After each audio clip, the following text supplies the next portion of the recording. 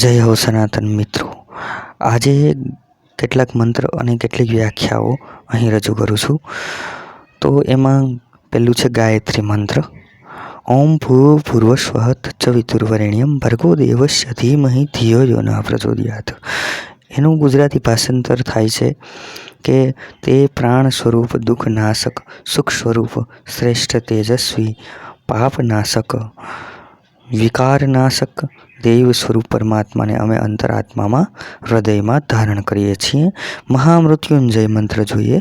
ઓમ ત્રંબકમ યજામહે સુગંધિમ પુષ્ટિવર્ધનમ ઉર્વારુકમિવ બંધનાન મૃત્યુ વૃક્ષ્ય મામૃતાત। એનું ગુજરાતી ભાષાંતર જોઈએ।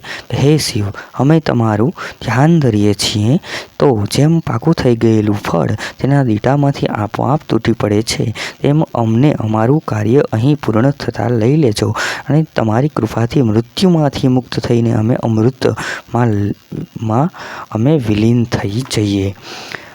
હવે એક જોઈએ કે ગુણ અને દોષ એટલે શું।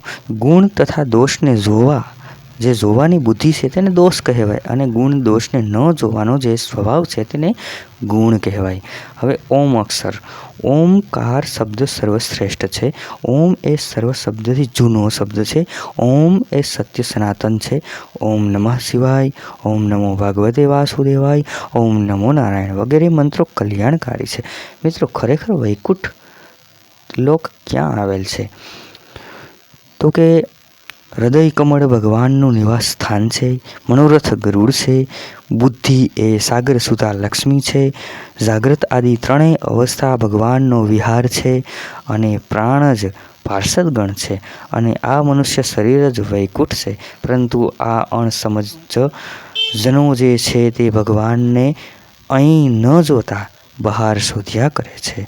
મિત્રો, આજે એટલું ઘણું। જય હો સનાતન।